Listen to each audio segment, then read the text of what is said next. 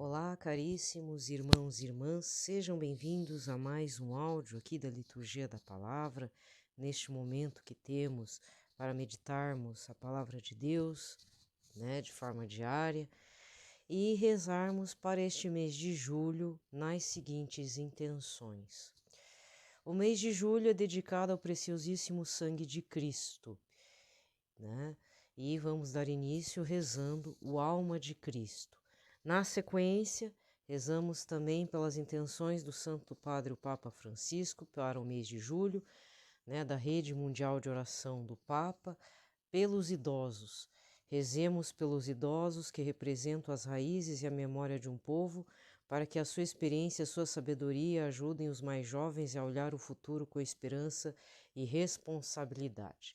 E vamos dar início, então, fazendo o sinal de nossa fé. Pelo sinal da Santa Cruz, livrai-nos Deus Nosso Senhor de todos os nossos inimigos, em nome do Pai, do Filho e do Espírito Santo. Amém. Vamos rezar então de início o Alma de Cristo, dedicada ao mês de julho. Alma de Cristo, santificai-me. Corpo de Cristo, salvai-me. Sangue de Cristo, inebriai-me. Água do lado de Cristo, lavai-me. Paixão de Cristo, confortai-me. Ó bom Jesus, escutai-me. Dentro de vossas chagas, escondei-me. Não permitais que me separe de vós. Do espírito maligno, defendei-me. Na hora da morte, chamai-me, e mandai-me ir para vós, para que com vossos santos vos louve por todos os séculos dos séculos. Amém. Agora um Pai Nosso, uma Ave Maria e um Glória ao Pai, para as intenções do Papa Francisco, as intenções do Papa Emérito Bento XVI e para todo o nosso clero. Pai nosso que estais nos céus, santificado seja o vosso nome. Venha a nós o vosso reino. Seja feita a vossa vontade, assim na terra como no céu. O pão nosso de cada dia nos dai hoje. Perdoai-nos as nossas ofensas, assim como nós perdoamos a quem nos tem ofendido, e não nos deixeis cair em tentação, mas livrai-nos do mal. Amém. Ave Maria, cheia de graça, o Senhor é convosco, bendita sois vós entre as mulheres, e bendito é o fruto do vosso ventre, Jesus. Santa Maria, Mãe de Deus, rogai por nós, pecadores, agora e na hora de nossa morte. Amém. Glória ao Pai, ao Filho e ao Espírito Santo, como era no princípio, agora e sempre. Amém. E nesta segunda-feira, dia 18 de julho de 2021, segunda-feira, estamos na 16ª semana do Tempo Comum, hoje cor litúrgica verde, com os santos do dia, São Francisco Solano, Santo Arnoldo de Metz, beleza? Então vamos para a primeira leitura. Leitura da profecia de Miqueias, capítulo 6, versículos de 1 a 4 e de 6 a 8. Ouvi o que diz o Senhor. Levanta-te, convoca um julgamento perante os montes e faze com que as colinas ouçam tua voz. Ouvi, montes, as razões do Senhor em juízo, escutai-o, fundamentos da terra. A pendência do Senhor é com seu povo, ele disputa em juízo contra Israel. Povo meu, que é que te fiz, em que te fui penoso? Responde-me. Eu te retirei da terra do Egito e te libertei da casa da servidão, e pus à tua frente Moisés, Arão e Maria. Que oferta farei ao Senhor, digna dele, ao ajoelhar-me diante do Deus Altíssimo? Acaso oferecerei holocaustos e novilhas de um ano? Acaso agradam ao Senhor carneiros aos milhares e torrentes de óleo? Porventura ofertaria eu o meu primogênito por um crime meu, o fruto do meu sangue pelos pecados da minha vida? Foi-te revelado, ó homem, o que é o bem e o que o Senhor exige de ti, principalmente praticar a justiça e amar a misericórdia e caminhar solícito com teu Deus. Palavra do Senhor.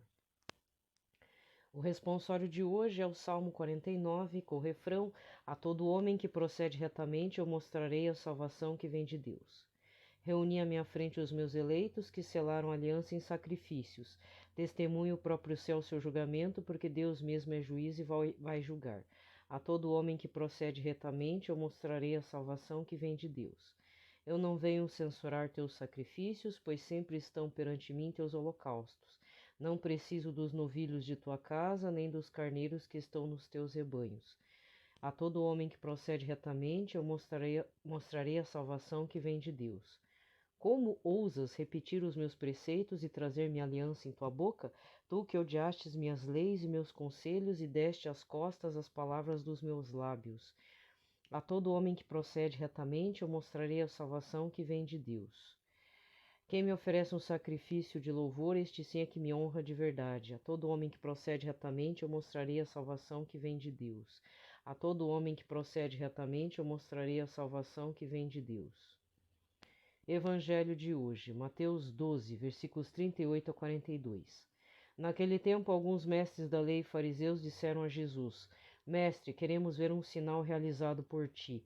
Jesus respondeu-lhes: Uma geração má e adúltera busca um sinal, mas nenhum sinal lhe será dado a não ser o sinal do profeta Jonas.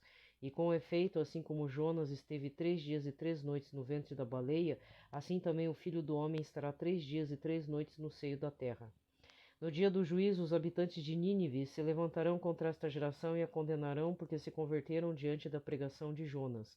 E aqui está quem é maior do que Jonas. No dia do juízo, a rainha do sul se levantará contra esta geração e a condenará, porque veio dos confins da terra para ouvir a sabedoria de Salomão. E aqui está quem é maior que Salomão. Palavra da salvação. Aqui termina a liturgia da palavra e vamos recordar o evangelho de ontem, dia 17 de julho, 16º domingo do tempo comum. Lucas 10, versículos 38 a 42.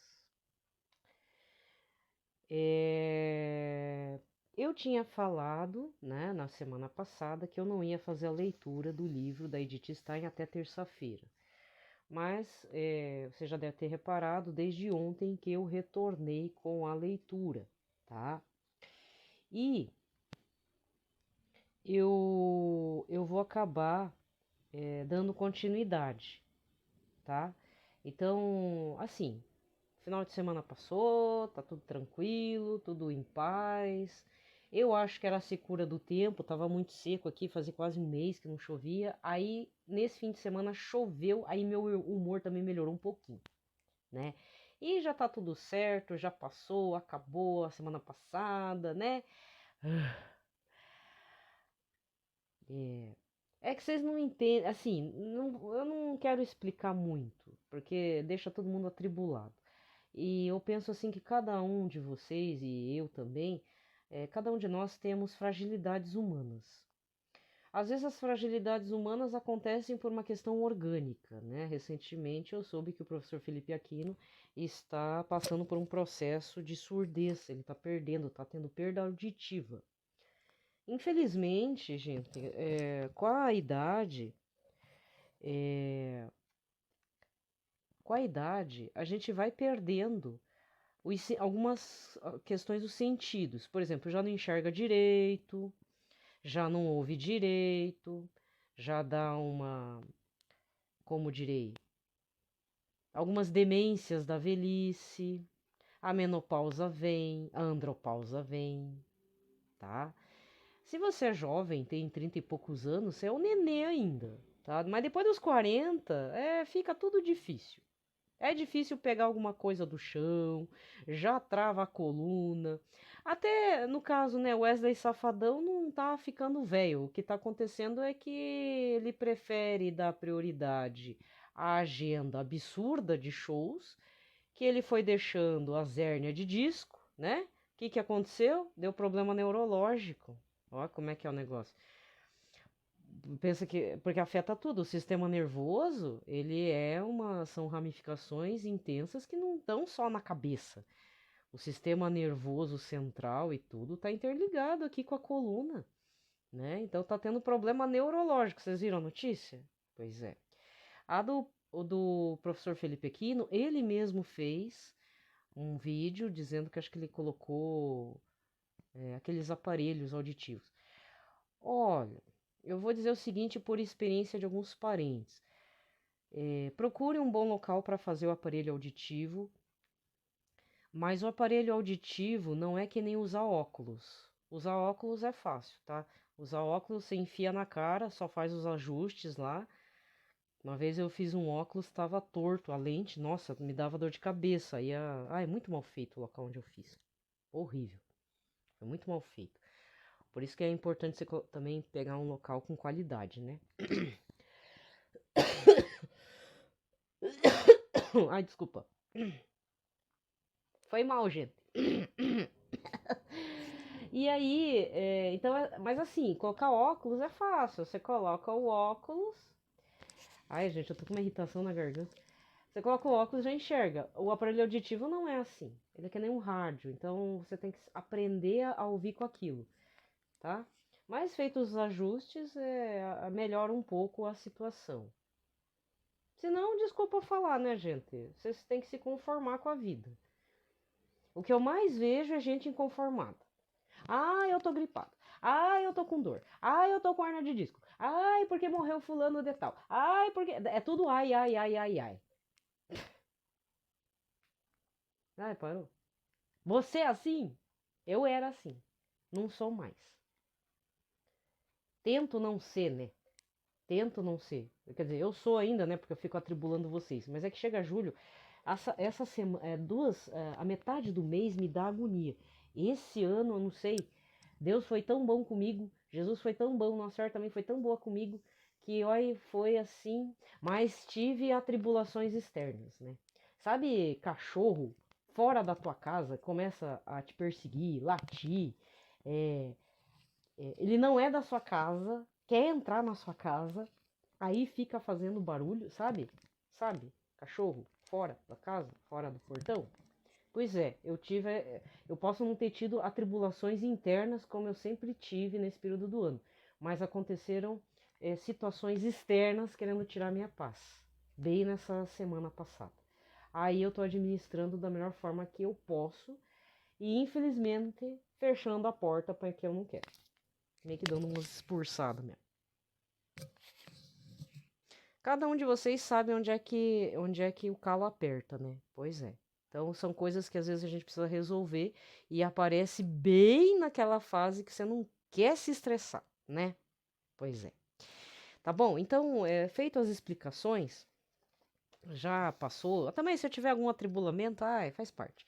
Mas eu tô fazendo entrei na academia da fé, né? Tem gente que vai cuidar do corpo. 1, 2, 3, 4, 5, né? Vai lá, faz abdominal, faz isso aqui. Na fé é a mesma coisa. Eu vejo uma família de um bando de mal agradecido. Não, eu tô falando na real mesmo. A minha família nunca foi de agradecer, sempre foi de reclamar, mimizento. Chegava, falava nos ouvidos dos outros que tá tudo ruim, que aquela pessoa é muito ruim com a gente. Aí o que acontece? Por isso que a gente tem que tomar cuidado com o que se fala, porque a gente acaba denegrindo, não é só denegrindo, a gente acaba minando, né? Minando a integridade até da nossa família, de pessoas da nossa família, porque a fofoca corre solta. Por causa do quê? Do mimizento, de um chorão, de uma chorona, né? Nunca tem nada de bom para falar do filho. Espalha um monte de coisa arada do filho por aí. Minha realidade. Minha realidade. Mas eu tenho que perdoar um dos genitores, né? Porque já faleceu. Por causa da dor emocional e física que ele tinha. Mas não se faça isso. Então o que que acontece? Não tô, né? Já falei, não tô aqui querendo me valer de, eu sou ótimo. Não, tô aprendendo. Toda vez agradecendo. Ai, obrigada, Senhor, porque hoje tem comida. Obrigada, Senhor, por isso, isso e aquilo. Obrigada, Senhor, porque, não tive nada. Minha paz tá ótima. Primeiro ano de quantos anos? Acho que 6 anos. 6 anos em que julho é uma pedra no sapato. Dezembro é um mês que já tem 12 anos que eu sofria. A partir desse ano passado, eu já parei de sofrer no mês de dezembro. Mas você pense, uma década sofrendo, porque você lembra de situações e aí acontece coisa, ainda vem coisa mesmo, a pessoa de fora vem, parece que está encapetado, né? Vem a maldade da pessoa, vem, mas assim, vem jogando, assim, chicoteando na cara da gente, né? Na minha cara. Era assim. Encontro familiar, crise de ansiedade. Eu já tava suando quando ia na casa da pessoa. Porque a pessoa quer enfiar os almoços do Natal na goela, né? Agora baixou a bolinha, porque agora ela também tá na meia idade. Aí tá com problema de diabetes, tem um monte de probleminha aí. Não precisava ser assim, né? Pela dor, né? Mas, graças a Deus, a dor vem. Então, você está passando por uma dor emocional, dor mental, inclusive, as notícias, né? Escabrosas. Muito acidente de trânsito, mas teve um caso aqui esquisitíssimo. Eu acho que a mulher teve um surto de esquizofrenia, começou a ouvir vozes. Porque a mulher saiu de Curitiba, depois de uma briga com o marido, e foi parar lá em Salvador, só que ela morreu lá, numa praia de Salvador. Como que ela foi, não se sabe, porque ela largou tudo. Foi só com uma sacola, nem chave, acho que celular diz que não levou. Só levou os documentos, não sei se levou dinheiro. E aí aquela coisa, mas como é que a mulher de Curitiba foi parar pra Salvador? A pé não foi, né? Deve ter pego carona, né? Quantos que não se perderam por aí porque começaram a ouvir vozes? Você conhece alguém da sua família tá assim? Primeira coisa, pede para ela bloquear as vozes. Não ouve mais. Bloqueia mesmo, tipo, não vou ouvir. Porque vai começar um pipipi, sabe? Mas fala pra pessoa não ouvir pipipi. Quando começa assim, primeiro a pessoa se sente sozinha, então ela começa a dar bola para essas coisas. Segundo, faz ela ter alguma atividade, pode ser física, artesanato, fazer alguma coisa. Geralmente todo ser humano é compulsivo. Todo ser humano tem uma compulsão. O que é a compulsão? É fazer repetidamente alguma coisa. Aquele médico que estuprou as grávidas lá é compulsivo, mas é compulsivo do mal, né? Olha as coisas erradas que fez. Tá preso lá do Rio, né? Mas todo ser humano é compulsivo. Se não é juntar coisa, é fazer coisas. Então faz com que, sei lá, pintura. Tem um monte de livro hoje para colorir. Livro de colorir para adulto, né? Tem gente que não entende isso, mas ajuda bastante a fixar um pouco a mente. Procura saber sobre Nise da Silveira, psiquiatra maravilhosa, sabe? Que ela sabia que os pacientes não tinham mais retorno para a vida cognitiva normal, como era antes, porque rompeu, né? A mente rompeu, não tem como voltar, mas tem que dar qualidade de vida, não dá para ficar a pessoa surtando a cada minuto, né? Então ela falava para fazer pintura, artes e tudo, tanto é que um desses pacientes da Nise da Silveira tem um artista, se tornou artista, né? É como é que é? Arthur Bispo do Rosário. Olha que muito louco, né? As artes do cara. Mas ele era do sistema psiquiátrico brasileiro. Acho que foi paciente direto da Anísio da Silveira. E descobriram ele como o maior artista, né? Arthur Bispo do Rosário. Se não me engano, a história dele é isso, né? Então a arte às vezes ajuda a equilibrar, certo? Só que é aquela coisa também, a pessoa gosta de pictografia, que nem tem um caso de uma senhora aí que me deu um maior transtorno no começo do ano.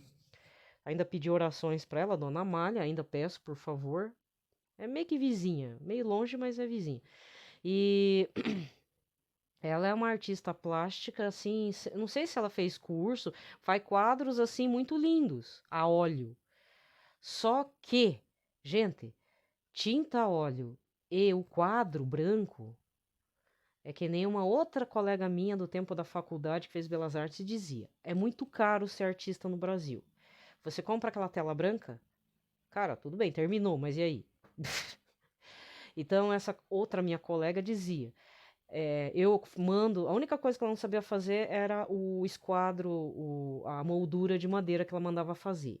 Ela passava as dimensões, preparava a tela branca, comprava tecido de algodão, preparava com gesso, tinha aquele grampeador de madeira, pá, grampeava, aí preparava as tintas. Não é comprar, claro que uma ou outra tinta você tem que comprar, né? Mas é aquele princípio básico da escola, né? Você mistura vermelho com verde, sai uma cor. Amarelo com. Tem as cores básicas, né? Como é que é? É, é vermelho? Até esqueci.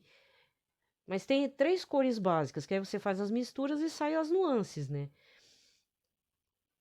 Entende? Se você gosta de pintar, mas tá com problema, primeiro, procura um curso básico de pintura e mistura de cores. Aí você compra as cores básicas e tu vai misturando. Ou faz que nem os antigos, lá do tempo do século XIX, século XVIII, século XVII, que o cara criava a própria tinta.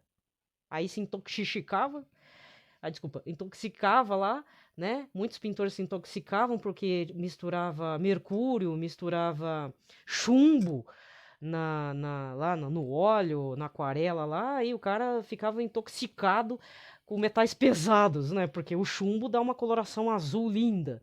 Que mais? Mercúrio eu não digo, ferro, é, é, minério de ferro dava o vermelho. Né? Então o cara se intoxicava com essas coisas. Por isso que muitos artistas dessas épocas, dos antigamente, se intoxicavam muito. E aí não podiam mais pintar ou morriam cedo, né? Ah, eu tô dando umas dicas aí das coisas que eu já vi, né? E aí até uma vez eu falei para uma outra colega artista, ela falou que ela disse que é uma artista pobre. Aí ela disse que eu falei, nem lembro que eu tinha falado isso, mas eu havia falado na época que eu fiz um curso com ela de magistério. Ela estava começando a fazer pintura à tela. Depois ela fez Belas Artes, o FAP, não lembro o que que ela fez depois, a gente se encontrou 10 anos depois. Aí ela disse que no terreno do lado da casa dela tinham vários tons de terra. Então ela procurava misturar, né? Não sei se com a tinta a óleo, e aí tinha várias nuances de marrom.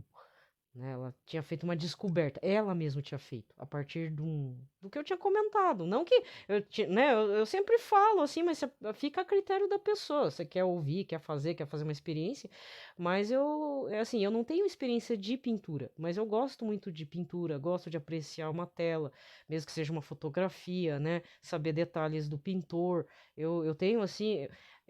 Eu não posso ver uma tela, esse aqui é Caravaggio, esse aqui é Salvador Dalí, né? Eu sempre gostei. E sempre observando quais as cores e por que daquilo, né? Então, quando eu encontro uma pessoa que tem o dom de pintar, às vezes eu falo as coisas assim que eu já ouvi, né? E a maioria não sabe. E até as pessoas que dão curso ficam abismadas quando veem os alunos se empobrecendo ao comprarem os tubos de tinta a óleo, que a maioria é tinta a óleo, né? É difícil crayon ou aquarela, né? Porque aquarela exige outra técnica. Então a tinta a óleo não é tanto assim. É outro o estilo. E aí gasta dinheiro com uma cor lá, uma nuance, sendo que a pessoa pode fazer a nuance com outras misturas, né? E para finalizar esse pitaco antes da leitura da Ciência da Cruz, tá rolando na internet, mas principalmente no Facebook. Na verdade, assim, eu perdi essa história do lançamento do telescópio chamado James Webb, né? Eu nem sabia que o nome do telescópio super potente chama James Webb. Já foi lançado. E aí ele tirou fotos das mesmas posições em que o Hubble, porque eu sou do tempo do Hubble, década de 90, o super telescópio, né? Aí perdeu a vez. Gente, a qualidade de foto é excelente, né? Fizeram um comparativo e tal. Aí alguém teve uma sacada, né? Fazer, gente, essas imagens da James do novo super telescópio, né? Vou chamar assim de super telescópio. Parece um. Aí colocou, fez uma montagem com um quadro do Van Gogh, que até eu coloquei no Facebook e tal. Eu achei muito bacana. E aí outra pessoa colocou assim, foi fotografado, acho que Saturno, com detalhes muito interessantes, e a pessoa colocou aquela imagem, pô, mas Van Gogh tá em que planeta, né? Assim, então, na verdade, Van Gogh não era do planeta Terra, né? Ele estava vendo coisas já do universo. Para ver, então, mas ali, tá, vamos também inventar teoria absurda, né? Mas para você ver como que Van Gogh via a realidade, né? Eu acho que em menos de 10 anos ele fez uma super produção, mas lembrando que ele foi um artista pobre, pobre mesmo. Ele era mantido pelo irmão dele, o Theo. Por isso que existe Van Gogh, Cartas a Theo, antes dele se matar. Né? Ele é um pintor suicida. Mas se você olha todos os quadros do Van Gogh, por exemplo, ele usou aquele azul para fazer a noite. De repente ele só tinha o tom de azul. Mas, por outro lado, vem esse questionamento mesmo, como é que ele via a realidade? Porque ele era um homem muito atormentado. Muito, não é pouco, não, ele era muito atormentado. Então saía aquela cadeira torta, saía aqueles agricultores colhendo trigo, né? Ele tinha amizade, assim, conversava com outros artistas, mas ele se destoava muito primeiro, porque era pobre, porque os artistas, Monet, Manet, Degas, tudo lá da região da Europa, França, Alemanha, não sei o que lá, geralmente da Belle Époque, né? Século XIX, Belle Époque, que a gente chama. Ele frequentava todos aqueles locais de conversê, né? Fazia com as conversinhas lá, bebia lá os negócios e tal, e era um lugar chique. Então o pessoal desprezava Van Gogh. E aí o dinheiro que ele recebia do irmão, que era normal, né? Trabalhava e tal. Ele comprava, às vezes, gravuras japonesas, porque ele tinha uma paixão por gravuras do Japão, porque a arte japonesa é extremamente diferente da europeia, e ele queria reproduzir aquilo, né? O fundo é branco, ou seja, fundo não tem nada, o fundo é vazio, e aí tem sabe, um negócio pro ocidental é difícil entender, mas assim, ó, tem lá aquele peixe, a carpa, né, o koi. Aí tá o peixe, só tá o peixinho e o fundo transparente. Parece um PNG lá. Fundo transparente. Ou então tem lá uma Vitória Régia, um Lotus, né? Literalmente no vazio. Você vê que tá. Você imagina um lago, aí tem a poesia com os ideogramas, né? Que acho que o Van Gogh achava que aquilo não era, a escrita japonesa já era praticamente uma pintura, que é o poema, que é a essência da filosofia e arte japonesa, tá. E ele queria reproduzir aquilo. Só que para um ocidental ele acha que tem que cobrir tudo.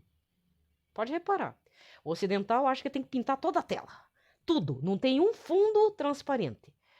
Né? Então aí começa a quebra de alguns conceitos, e aí Van Gogh tenta se ajustar, ele gosta disso. Aí ele tem os conflitos, né? Corta a orelha lá, porque não sei se estava convivendo com Gauguin, que é outro artista também. Aí cortou a orelhinha e deu uma louca nele, aí não aguentou, né? A cabeça já tava com as ideias doentia, né? Homem atormentado, tadinho, se matou. Mas ele fazia aquele tipo de obra. Por volta da década de 80 para o 90, redescobriram Van Gogh. Aí aquelas obras dele que valem trilhões de dólares, né? Tadinho. Reconhecimento tardio, né? Mas eu acho importante novamente essa valorização do Van Gogh, porque todo transtornado tem um pé na arte. Só tem que descobrir qual. Geralmente a pictografia. Já é um bom começo, né? Pictografia é pintura, desenho e tal. Enfim, é uma forma de expressar as dores, né? E às vezes, além de expressar as próprias dores, ele retrata o contexto da qual ele está passando. Mas eu achei muito bacana essa referência que estão fazendo com o que nós estamos vendo do universo, né? Porque realmente, gente, ultrapassa qualquer criação de ficção científica. Você vê todas aquelas fotos, você vê várias galáxias em uma foto, assim, sabe?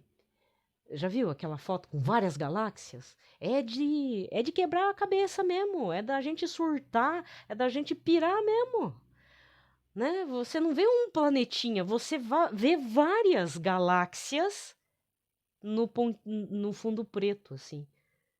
Vai lá ver umas fotos, é incrível mesmo, é muito louco. E pior, para finalizar esse pitaco nada a ver, mas acho que eu tinha que me consultar com a Nise da Silveira se eu estivesse viva, né? Mas assim, para finalizar isso, eu queria dizer que a vida não é só nosso umbigo, né?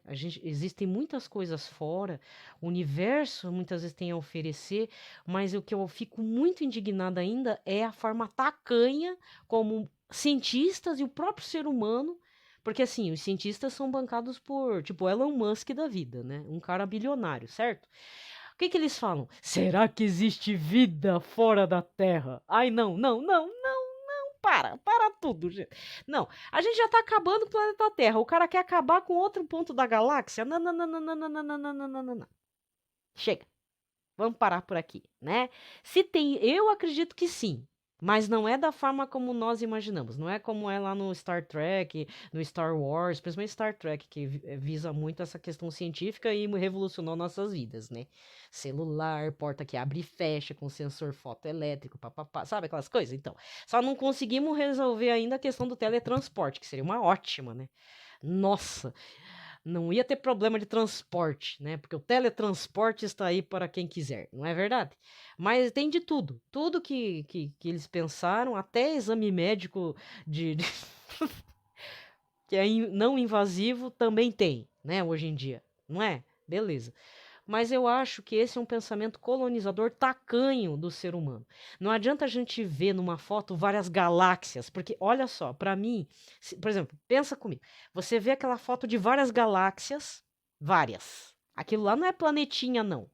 Ali é galáxias. Galáxias. Cada galáxia tem um conjunto de planetas, cometas, asteroides e entendeu? Cada pontinho luminoso daquele. Que é lindo.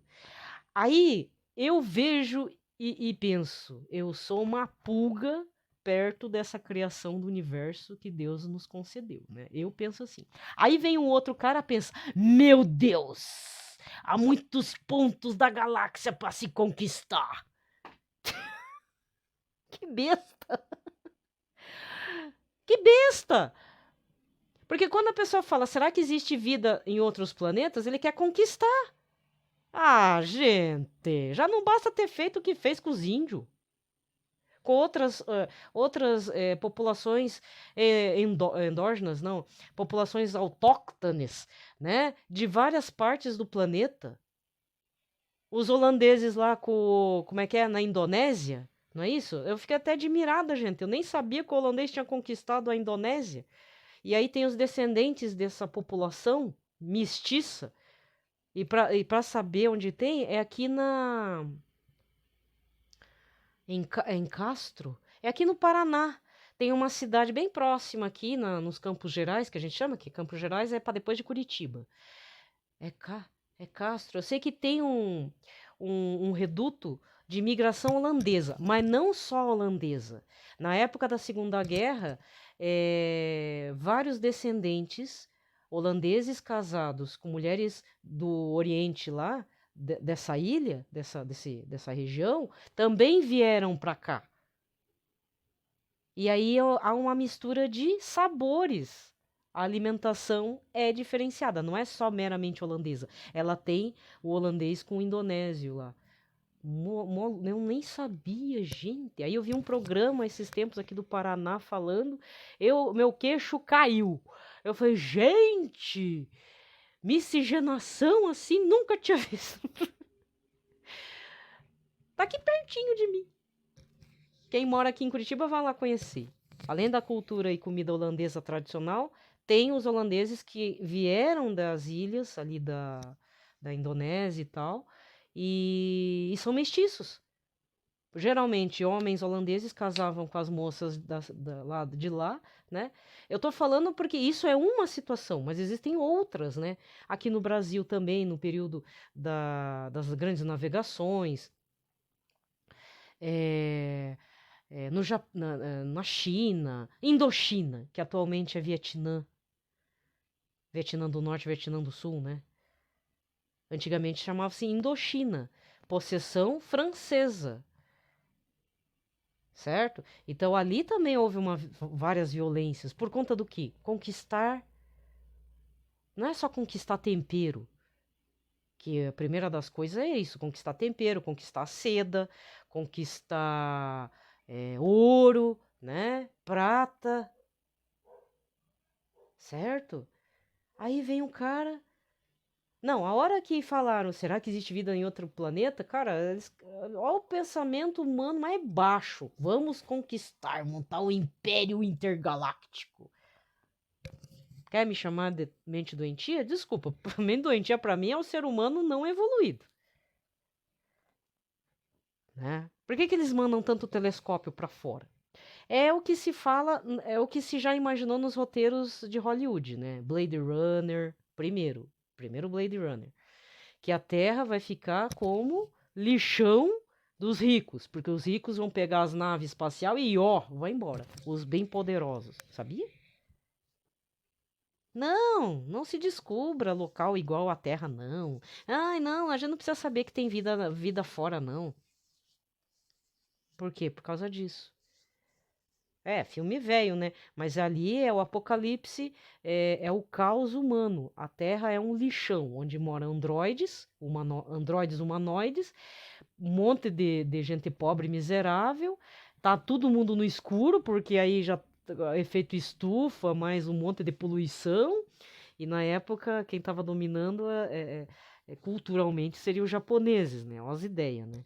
O povo mais evoluído, teoricamente, foi tudo para fora do planeta Terra. Então é só observar alguns filmes aí da década de 80, década de 90, o que se fala de morar fora do planeta Terra. É só os evoluídos. Star Trek pertence o quê? Ao mundo da Grande Federação. E a Grande Federação faz explorações intergalácticas. Ah, nós vivemos num mundo evoluído, não temos dinheiro, né? Mas temos naves espaciais, fazemos contato com alienígena. Olha o princípio do Star Trek. Se não é conquista. É uma forma de conquista também. Com uma capa de pacifismo, que não existe, né? Sempre tem um conflito. Sempre. Onde tem ser humano, sempre tem conflito, né? As bobeiras que eu falo. Enfim, vamos dar uma sequência aqui pra leitura. Nem sei porque que eu falei, mas é que eu fiquei impressionada com esse negócio do Van Gogh, né? Mas não é que Van Gogh tava vislumbrando os efeitos ali, como é que é? Saturno acho que é um planeta gasoso, né? Nem todo planeta é sólido, gente. Então, aqueles efeitos assim, parece, ó, coisa de Van Gogh, né? Mas para você ver como a mente humana já é capaz de. Ou o ser humano tenta trazer as coisas que nós não entendemos da galáxia a partir de algo que alguém já criou, né? Que dá um significado. Por exemplo, você vê um rosto no tronco de uma árvore. Ou você vê a partir de uma foto lá de uma fumaça de incêndio, o rosto feio, aí fala que é um demônio que saiu ali Isso eu já vi. Ou então coisas esquisitas, assim, quando você tira uma foto, aí parece que saiu alguma coisa, né? Ou alguma coisa humana, ou aparições de Nossa Senhora. Aí eu já não sei, não posso falar nada, mas é dando significado às coisas da natureza para nosso entendimento, né? Enfim. Mas por que eu tô falando isso, né? Bom, enfim, gente. Vocês podem ver que eu tô de bom humor, né? Eu tô mesmo. Olha, então vamos dar continuidade fazendo uma breve leitura da ciência da cruz. Então, conforme eu parei ontem, aqui. Todas as práticas de piedade lhe parecem agora insípidas e enfadonhas, e não se trata aqui da consequência de pecados e imperfeições, mas da aridez purificadora da noite escura, como veremos por 3 sinais. 1. A alma não sente prazer nas criaturas. 2. A alma se lembra continuamente de Deus com solicitude e ansioso cuidado, pensando que não serve a Ele, mas que volta atrás por se ver sem gosto pelas coisas divinas. A alma não se preocuparia com seu estado, caso sua aridez fosse consequência de sua tibieza e indiferença. Na aridez purificadora, porém, predomina sempre o desejo de servir a Deus. O espírito se fortifica enquanto sentidos, por falta de prazer, sentem-se fracos e sem energia. Deus transfere os bens e forças do sentido para o espírito, e como os sentidos e a força naturais não têm capacidade para isso, ficam jejunos, secos e vazios, porque a parte sensível não tem aptidão para o que é puro espírito. Assim, enquanto o espírito goza, a carne se entedia e enfraquece, mas o espírito que vai recebendo o alimento torna-se forte, mais alerta e solícito que antes, no cuidado de não falhar com Deus. 3. A impossibilidade para a alma, por mais esforços que empregue nisso, de meditar e discorrer com o entendimento e com a ajuda da imaginação, como costuma fazer anteriormente. Deus aqui começa a comunicar-se, não mais por meio dos sentidos, como fazia até então, quando a alma encontrava pelo trabalho do raciocínio, ligando ou dividindo os conhecimentos. Agora ele o faz puramente no espírito, onde não é mais possível haver discursos sucessivos. A comunicação é feita com um ato simples de contemplação. Aqui não chegam os sentidos interiores e exteriores da parte inferior. Por isso, a imaginação e a fantasia não podem, então, apoiar-se em consideração alguma. Esta contemplação, de certa forma escura e muito árida para a parte sensível do homem, é escondida, e mesmo para quem a recebe, misteriosa. Via de regra, ela traz à alma inclinação e desejo de ficar a sós e em inquietude, sem que pudesse ou quisesse pensar em algo determinado. Nesse descuido e repouso, sentiria logo e delicadamente aquela nutrição interior, e esta não delicada que não é notada. É como o ar que, ao fecharmos a mão, se esvai. Nesse estado, Deus trata a alma de tal maneira e a leva por um caminho tão diferente que, se ela quiser operar com suas faculdades, antes dificulta que ajuda a obra que Deus nela está fazendo. A paz com que Deus deseja premiar a alma, como fruto e compensação da aridez da parte sensível, é espiritual e delicada e produz obra quieta, delicada, solitária, satisfatória e pacífica, muito alheia aos prazeres sensíveis e palpáveis anteriores. Assim se dá a entender que a morte do homem carnal verifique-se antes do alvorecer da vida nova, a qual é trazida por esta morte. Pronto. Falei bastante, né? Gente, desejo a todos uma ótima semana.